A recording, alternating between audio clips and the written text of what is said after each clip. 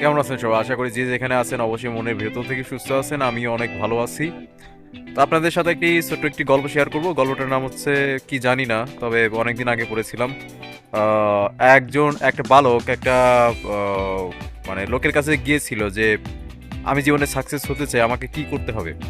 তো তিনি বললেন যে সামনে যে রাজপ্রাসাদটা দেখতেছো ওইটা তোমাকে ঘুরে আসতে হবে, এবং তোমাকে একটা চামচ দিব তোমার মুখে এবং চামচে কিছু তেল দিব। তো বেশ, সেই বালকটি সেই লোকটার কথা অনুযায়ী রাজপ্রাসাদ ঘুরে আসলো, চামচে মুখে চামচ নিয়ে তেল নিয়ে।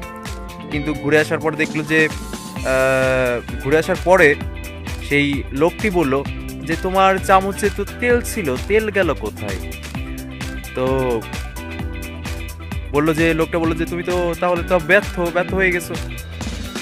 এরপর উম, ছেলেটি বললো যে আমার এখন কি কি করতে পারি।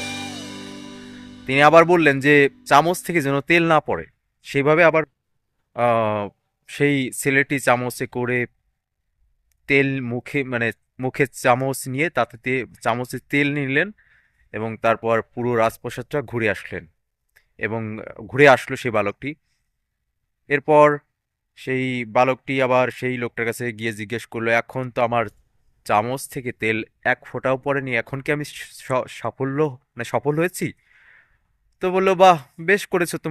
তুমি তাহলে চামচ থেকে তেল পড়ে নাই, তাহলে তুমি কি করেছো? রাজপ্রাসাদটা কি ভালোভাবে দেখেছো? তখন সেই ছেলেটি বলল যে না, আমি রাজপ্রাসাদটি ভালোভাবে দেখতে পারিনি।